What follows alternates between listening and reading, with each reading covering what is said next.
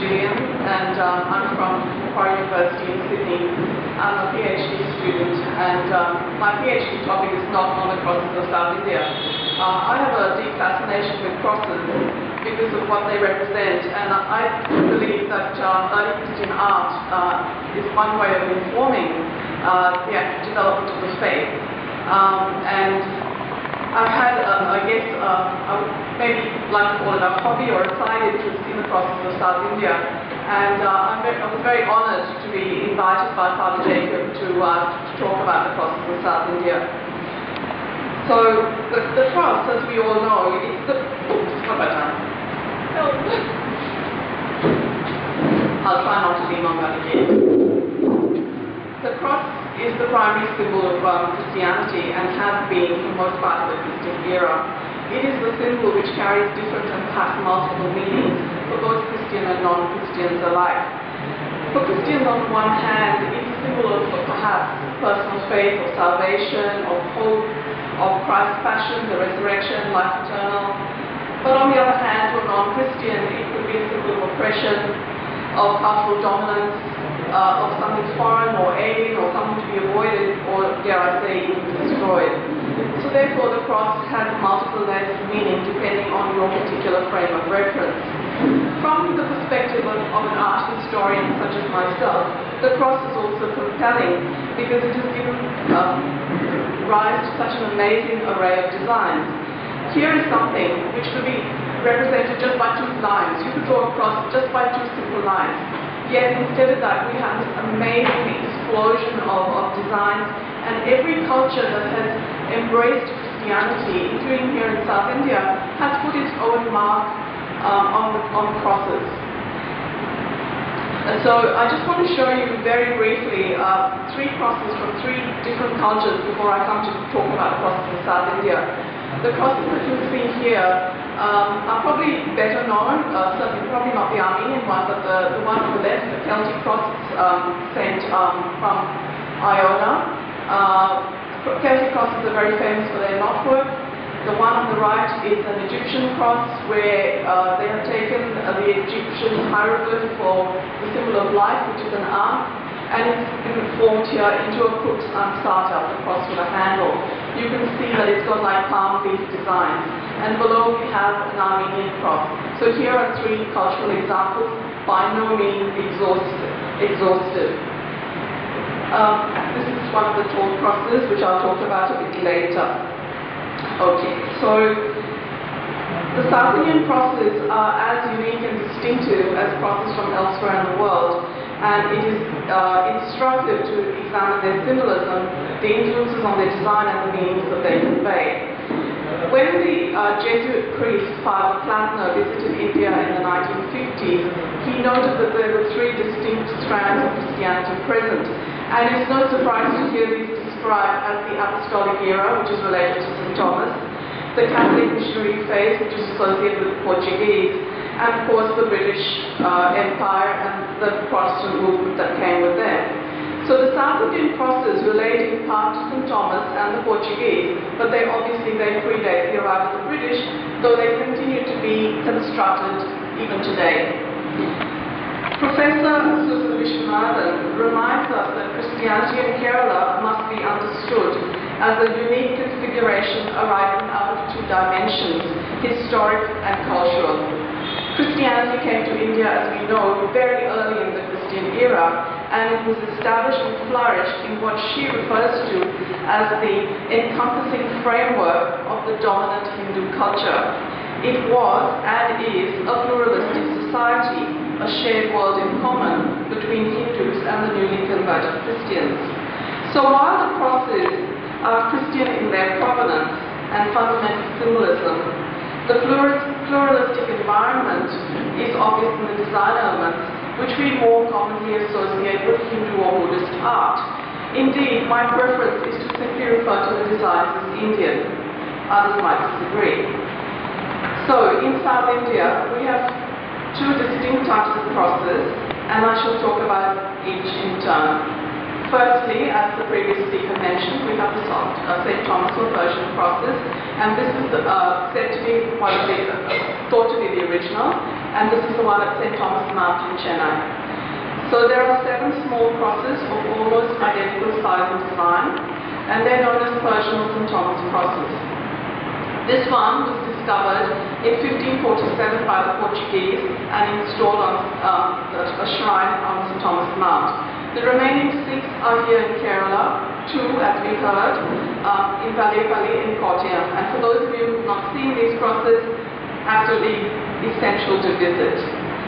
The origin, however, of the Kerala crosses is unknown. For example, the ones in Vallepalli, they will tell you that they date from 5th century or 4th century or whatever. We actually don't know where they were found, but they were obviously found elsewhere and at some point installed in the church. And they sit, as you will see later, one on either side of the sanctuary. So why are they called Persian? The descriptor in part derived, and you can see part of that inscription there, because of the inscriptions which surmount the cross, and they are also known as Persian because of the association with the Church of the East in Persia. Dr. Ken Parry suggests that the name also might derive from the leafed design, which is thought to have originated in Persia and West Asia, which is also known in Armenia. This is possible, though in my view, the Persian crosses derive almost entirely from an Indian design vocabulary. The so-called Persian crosses are a dominant design feature today in the various sites associated with the Apostle in Chennai. The motive linked to St. Thomas was strong enough in 1973, the bottommost picture there, to enable the Indian government to issue a stamp with its image to commemorate, as they said, the 13th death centenary of the Apostle's martyrdom. The motive also appears in a processional object on the top left-hand side that actually sits on a cart on St. Thomas Mount, and they take it in procession. And quite curiously, the motive also appears on the garment of Our Lady, which you can't see very clearly, but it's a little copper object that sits like a brooch on her garment, which is actually the Persian cross. These are the 2 crosses which we saw earlier at Vallepalli, and I just want to talk about the iconography in a bit more detail now. So these are the Persian crosses. I believe that they are strongly Indian in appearance. Seeri and his colleagues have written extensively about them, say that they are carved from local granite tablets about 60 square centimeters. They are cut in relief with 4 almost equal arms, with the vertical axis being slightly longer. A dove, presumably symbolic of the Holy Spirit, flies down to touch the top of the cross. Each arm, as you can see, terminates in an unusual trapdoor design. Now, Leslie Brown, who's done a lot of writing on the subject, suggests that the bud-like design resembles pomegranates, suggesting he thinks a Persian influence. And I believe this could be true of the more rounded terminals, like the one on the left-hand side. You can't see the one on the right more clearly, but that is actually a more elongated design. And I believe that some of these more elongated designs are not so much pomegranates, but I think they're very reminiscent of lotus buds or even banana flowers, giving very much more of that South Indian influence. Brown suggests that the pomegranates, as he describes them, have a symbolic meaning, signifying new life and perhaps the resurrection, while having 4 such buds could refer to the 4 evangelists.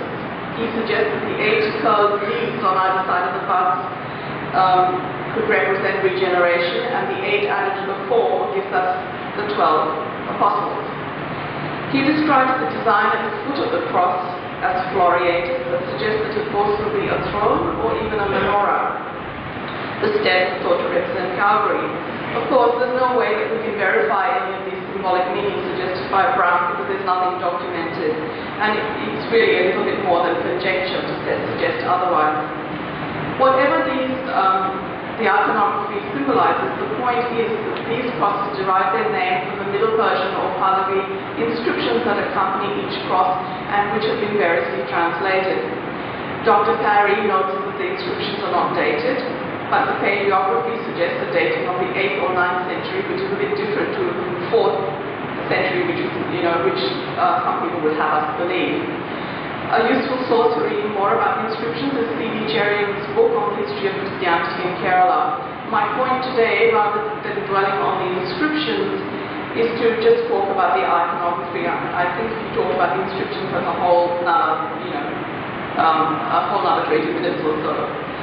I believe that the floriated design beneath the cross could equally and more probably be an open lotus, as the menorah or the throne that Brown suggests. The lotus motive appears widely in both Hindu and Indian Buddhist art. Heinrich Zimmer suggests that the cosmic lotus is a generative motive, an object from which life springs. How appropriate it would be for the cross to rest upon such a motive of regeneration, a symbol of life supported by a symbol of life. In common design parlance, the lotus is also seen as a symbol of purity, and often in Indian art is the seat of a holy object. And it is my view that the object beneath these Persian crosses are indeed open lotuses.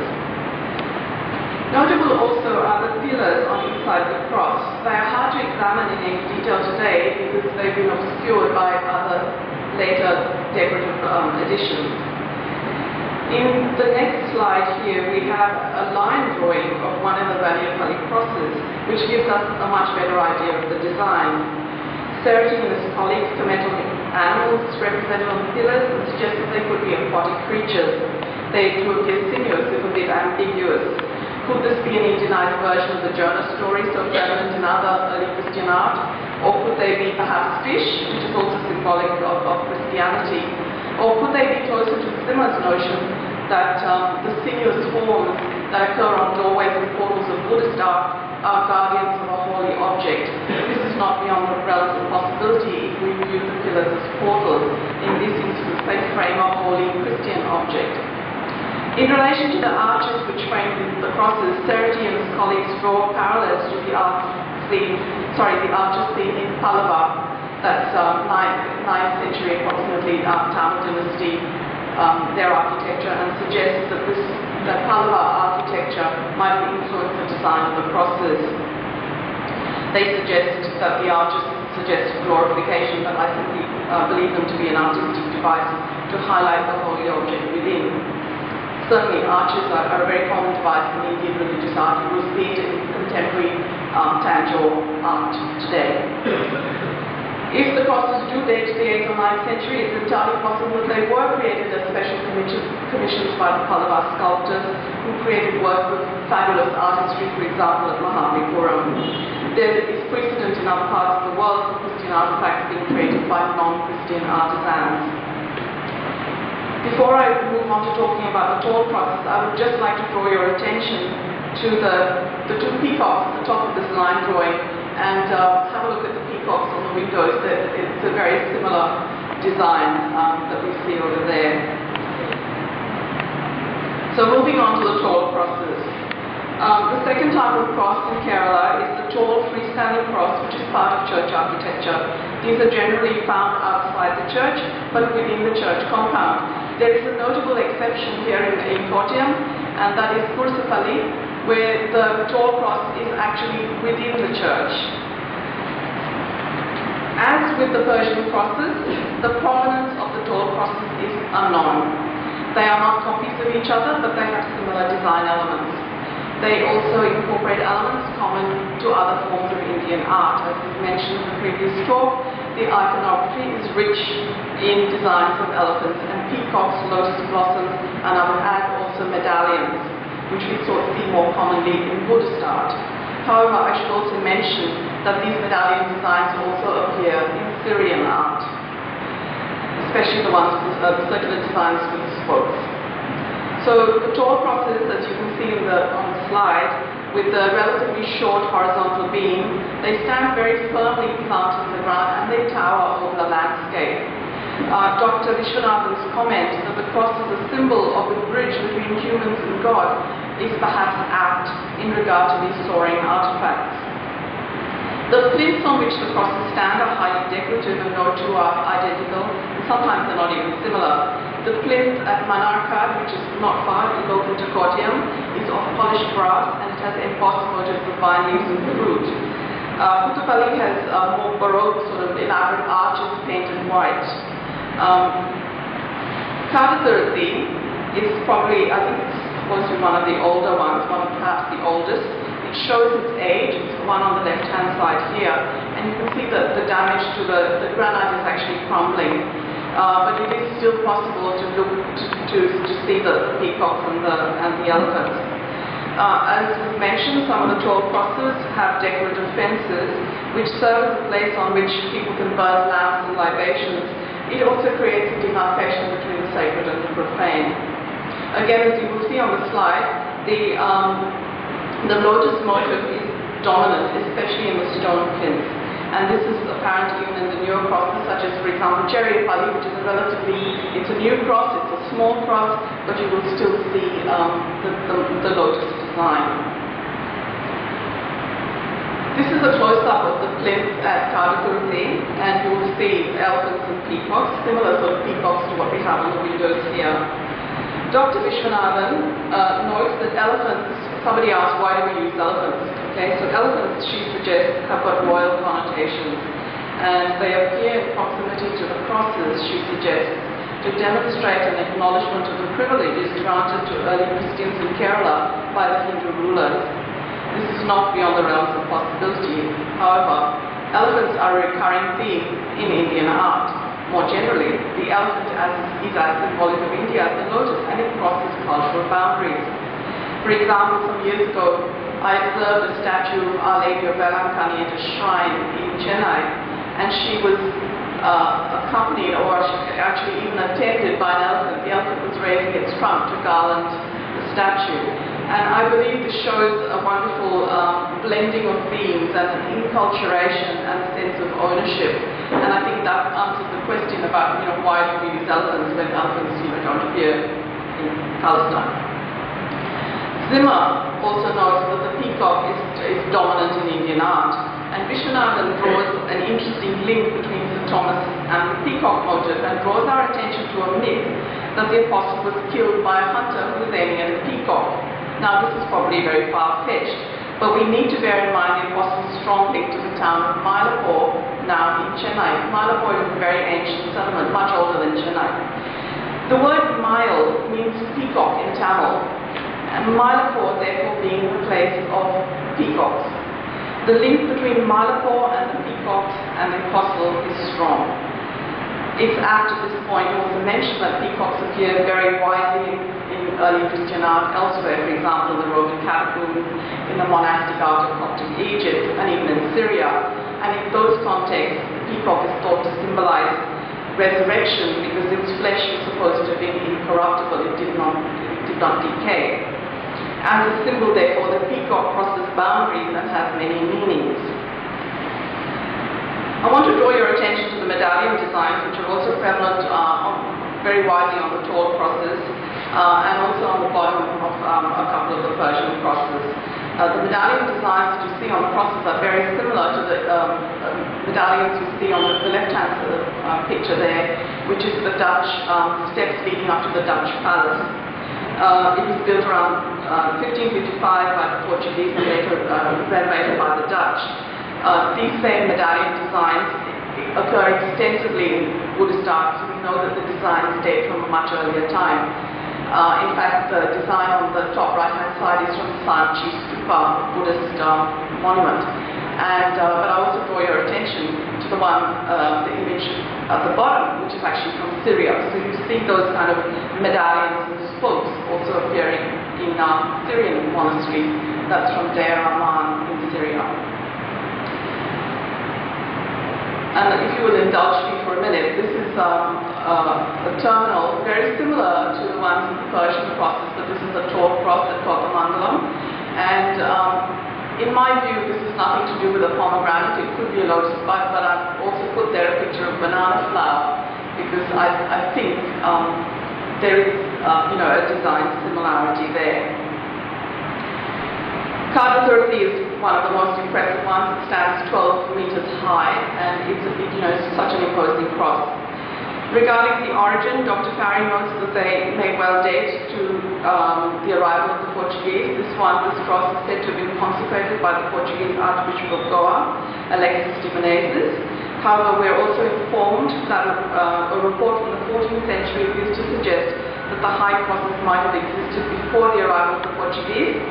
The Franciscan Giovanni Marignoli, who was in Ceylon in 1347, writes about erecting a stone cross on a marble pillar is consecrating with oil. And if this is true, it certainly predates the Portuguese. Wright is also one who believes that the tall crosses predate the Portuguese arrival and makes particular reference to the elaborate plinths upon which the crosses stand, and he draws links to temple architecture. He says of the inverted lotus plinths that the design was in use in temples in Tamil Nadu from the 9th century, and Christian pilgrim visiting crosses can place flowers or light lamps on these plinths, just as their Hindu neighbours would do in the neighbouring temples. The design link between church and temple architecture is also noted by Peter Gladstone, who writes in what he calls conspicuous design affinities between the pre-16th century Syro-Malabar churches and Hindu temples. After 1599, there's a visible shift to more Portuguese typology. Wright concedes, and I concur, that there is no definite answer to the origin of the granite crosses, but most of them are a result of an amalgam of various cultural ideas. Indeed, it is possible, and Dr. Syriac believes this, that the motifs were carved or added progressively. So really what we have is an accretion of design concepts spanning a considerable period. In the brief time available today, I've focused on just a few of the important design elements of the South Indian crosses. This is a topic which requires far greater study, and I'm hoping that somebody who's interested in doing a PhD in art history will pick this up as a topic. But I hope I've been able to demonstrate some of the unique elements of these crosses. I made the point earlier that each culture that has embraced Christianity has put its own stamp on representations of the cross. In this instance, we have Christian artifacts which are strongly Indian in design and appearance, but which have been inculturated into a pluralistic Indian society. Again, it is Dr. Vishwanathan who reminds us that Christians and non-Christians in Kerala share a world in common. Christianity was established, grew and survived in this pluralistic context. This is apparent even to the casual observer in the gestures and rituals that accompany the venerations of the crosses in Kerala, and which are indistinguishable from temple worship. I refer here to circumambulations, hand gestures with lamps, floral offerings and libations. So in conclusion, what we have here in the South Indian crosses are Indian Christian artifacts belonging to an ancient culture and practice. The concordance with Indian iconography, in my view, is unmistakable. The designs speak of a strong sense of ownership and inculturation into Indian life. The crosses of South India are part of India's long Christian heritage, but they are also more generally part of the wider spectrum of India's cultural heritage. These unique artifacts, both the Persian crosses and the tall crosses, deserve to be much better known, both here in India and overseas. And I thank Father Jacob and Seeri for giving me the opportunity to talk to you about it today. Thank you.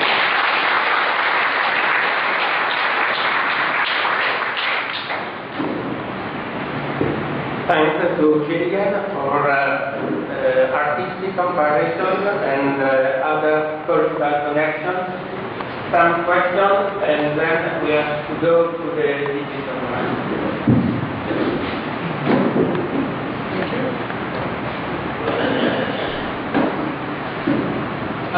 We'd like to know what you didn't mention among the cuts and cross. The cross that has been excavated in 2001 in Kottayam in Goa, which is preserved in the terrace. I guess I didn't mention that because it's not one that I know too much about, I'll be honest. It's very hard actually to find too much information about it as to its provenance. There are also similar crosses. There's one in Anuradhapura in Sri Lanka, and I believe there's also one in Taxila in Pakistan. The Taxila cross in Pakistan is not full of Christian origin, but the cross in Goa is very interesting. It's in a museum. With as far as I can learn, the same Arabian inscription in the water with the details. I'll have to visit it, obviously. Yeah. I have a picture of it. I can show it to you. Yeah. Thank you. Yeah, I would like to do that. Yeah. About the Goan cross in the Pilar Museum. But the Goan cross is in the museum. near the bowl Jesus. That one has this inscription which is later added on, showing that possibly it was a Portuguese replica. That is what some scholars are saying. I don't want to go into it. Now, this cross, which you see here on the slide, is something unique in the sense that no other community in Kerala has such a huge, tall rock monument. No other community. And in the whole world, perhaps, there are no rock crosses like this, except one or two in Brazil, probably made afterwards by the Portuguese. And now, of course, in Spain, they have the tallest cross cut out of a rock. But that's all the reason. But no other country, no other place in the world has a unique thing like a rock cross like this. Of course, you will talk about the Celtic cross. It is not a cross like this. It is only a piece of rock on which some engravings are there. I'm not going to that. Secondly, the lotus appeared, lotus is an animal flower also, appears for the first time on the crosses in there. Similarly, the peacock, the national bird, appeared for the first time in Kerala on the crosses of Kerala. And all these Hawaiian crosses originate from a lotus flower. All these crosses. And one word about the elephant. All the churches in Kerala, the beams are carried by two elephants. One elephant, a comparison elephant, the other a plain timber pulling elephant. Every old church, all the churches in India, they have got these two elephants carrying the beams. Because the Kerala Christians were so much associated with Kerala culture and the Kerala lifestyle, you will find everything that is important in Kerala cultural heritage is associated also with the church. I think that is it.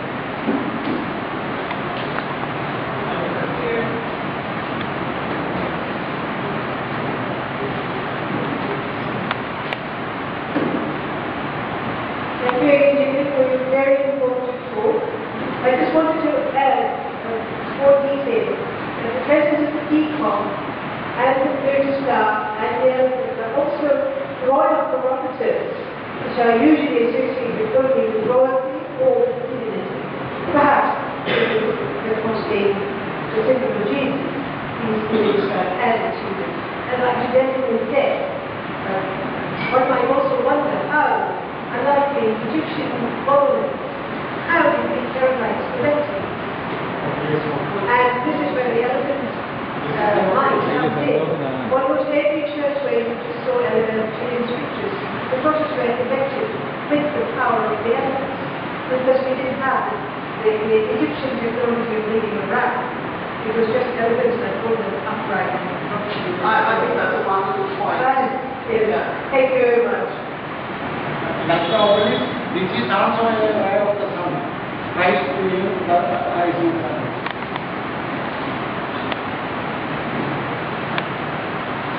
Well, we can conclude. Thank you for your attention. Now